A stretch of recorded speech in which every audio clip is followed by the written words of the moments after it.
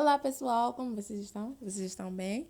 Eu estou ótima, espero que vocês também estejam. Eu sou a Micaela, para quem não me conhece. Esse é o meu canal Vida, um canal em que estarei sempre retratando sobre tudo o que diz respeito à vida. E o meu ambiente é tudo que tem a ver com a vida. Muito bem, para hoje temos a aula de Direito, a aula número 2, a aula de Direito Ambiental, que tem como tema Fontes do Direito. Para quem não assistiu à aula número 1, clica no link da descrição e assista para melhor compreensão. Na aula número 1, falamos da introdução ao direito ambiental e também do conceito e, para terminar, uma breve história do direito ambiental, concretamente em Moçambique. Desde os tempos em que o direito ambiental não era uma ciência tão importante a ser tratada no nosso país, assim como no mundo inteiro, até aos tempos atuais, onde o meio ambiente é o primeiro assunto, é o principal assunto, é o assunto mais importante a ser tratado, visto a questão das mudanças climáticas que muito tem afetado o mundo, especialmente a Moçambique, concretamente a cidade da Beira, a cidade onde eu nasci, cresci e até hoje vivo. Vamos para a nossa aula, que é Fontes do Direito Ambiental. Dizer que as fontes de direito ambiental, elas não se diferem em momento algum das fontes das outras áreas de direito, não é? Mas elas têm algumas especificidades que vão de encontro às questões ambientais. Por assim dizer, à semelhança de todas as outras ciências, a fonte do direito ambiental também se divide em duas grandes áreas, que são as fontes escritas e as fontes não escritas. Temos como fontes escritas a lei, a jurisprudência e a doutrina. Apesar de alguns escritores, alguns estudiosos, não concordarem que a doutrina seja uma fonte de direito, uma vez que o que é doutrinado hoje pode deixar de ser daqui a alguns anos. Mas, enfim, a maioria entende que a doutrina é uma fonte de direito escrito.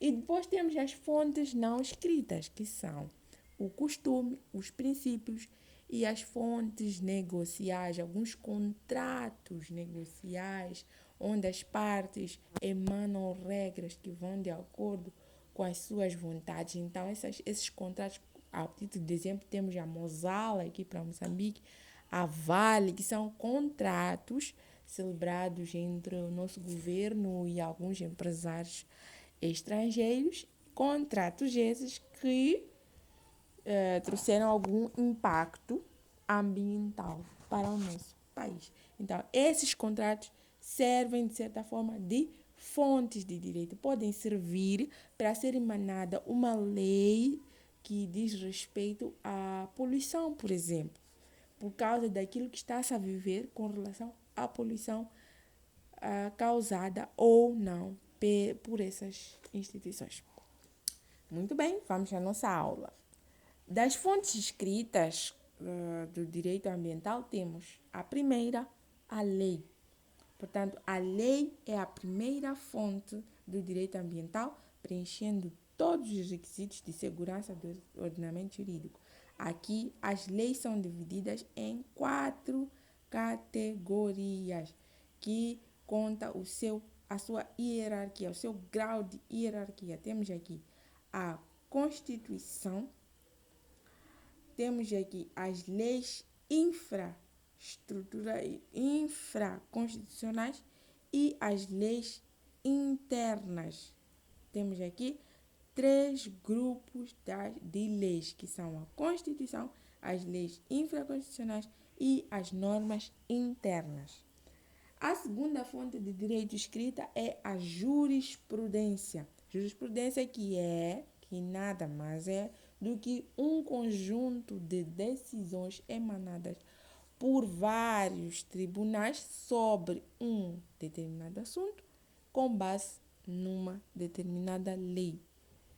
Ou seja, nunca podemos usar apenas uma decisão para usar como fonte de direito. Tem que ser sempre várias decisões que tiveram o mesmo teor sobre o mesmo assunto com base na mesma lei. Por exemplo, para os casos daqui do distrito de Gorongosa, aqui na província de Sofala, onde costumam haver muitos casos de queimadas descontroladas, tráfico de cornos de elefante e rinocerontes, tráfico de marfim, etc. Então, havendo um caso desses, vamos supor, queimadas descontroladas, um caso do senhor Manuel que sempre tem cometido o crime de queimadas descontroladas no Parque Nacional da Gorongosa. Então, este caso é levado ao tribunal e o tribunal decidiu de uma determinada forma. E depois veio o senhor João, cometeu o mesmo crime. Foi levado ao tribunal e foi julgado da mesma forma. De seguida apareceu o senhor Antônio, que cometeu o mesmo crime, foi levado ao tribunal e decidiu da mesma forma. Então, essas três decisões ou mais servem como jurisprudência. Portanto, um único caso, ou seja, estes todos os casos decididos de formas diferentes, eles só podem ser considerados como fontes de direito se usarmos o artigo que fala da unificação jurídica previsto no Código de Processo Civil. Só nesses casos onde as regras previstas neste artigo. Dando continuidade às fontes escritas, temos uma terceira fonte que tem criado divisão entre vários estudiosos de direito, que é a doutrina. A doutrina é uma fonte escrita de direito e ela, o conjunto literário produzido por vários intelectuais e de escritores que se dedicam a estudos teóricos do direito, muitos estudiosos defendem que a doutrina não deveria entrar nesse rol, como já foi citado. Essa corrente entende que os ensinamentos de juristas podem ser contrariados e refutados a qualquer momento com outros argumentos diferentes. É por isso que alguns estudiosos entendem que a doutrina não pode entrar no rol das fontes de direito. Portanto, há outros estudiosos que entendem que sim, a doutrina é fonte de direito, porque da mesma forma que a doutrina pode mudar, alguns fatos também podem mudar, a jurisprudência dos tribunais também pode se decidir de uma forma nos tempos atuais e de outra nos tempos futuros. As leis podem ser aprovadas hoje e de outra daqui a algum tempo decidir-se que as leis devem ser diferentes. Então, com a doutrina não se difere. Portanto, a doutrina é considerada pela maioria dos estudiosos como uma fonte escrita do direito. Posto isso, passamos para as fontes não escritas, que são o costume, os princípios e as fontes negociais. Costume, como nós sabemos, muito bem sabemos, costume é a prática reiterada com convicção de obrigatoriedade. É tudo aquilo que as pessoas fazem convictas de que são obrigadas a fazer, não é? Então, temos aqui um costume aqui em Moçambique, na província de Sofala concretamente, um costume que tem tido impacto ambiental, que é o costume de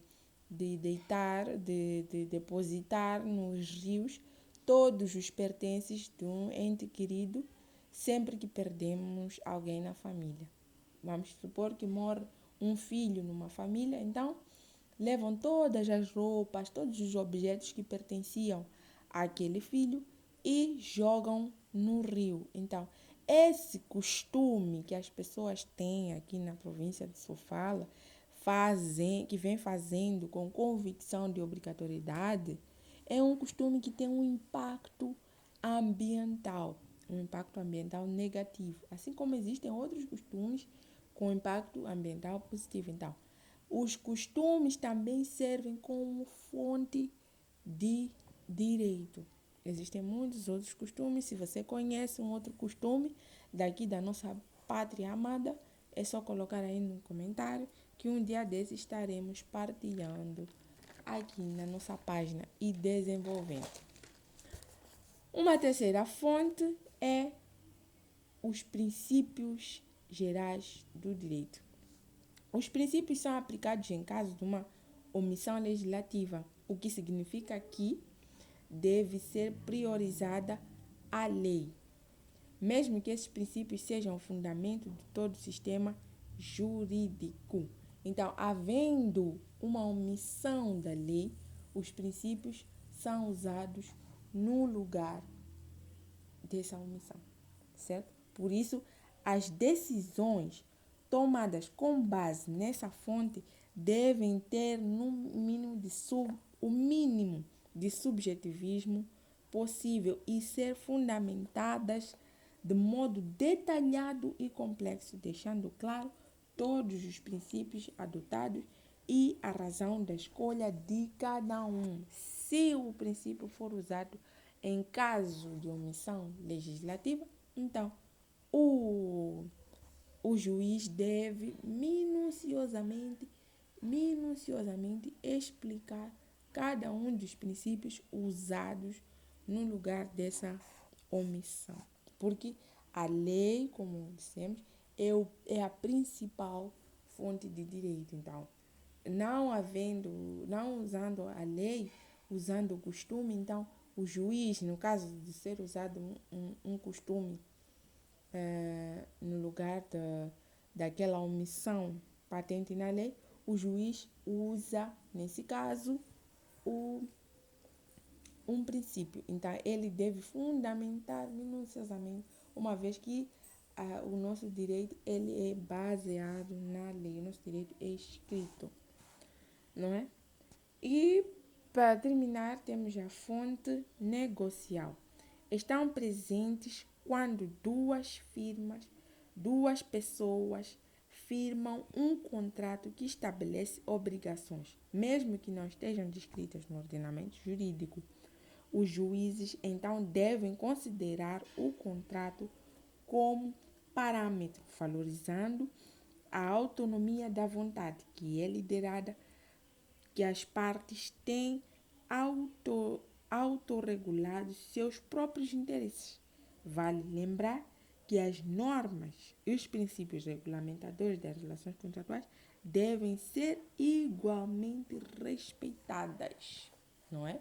Então, uma fonte negocial serve como fonte do direito ambiental, como nós temos assistido, com certeza, em Moçambique, de acordo com o contrato celebrado entre o governo moçambicano e a Mosal e a Vale e todas as outras indústrias, serviu de experiência para o legislador moçambicano na sua criação de leis, na sua criação de decisões, na tomada de decisões para as situações futuras. Pode-se usar o exemplo da Mosal como motivo para aceitar ou negar futuros contratos, futuras situações semelhantes no nosso país.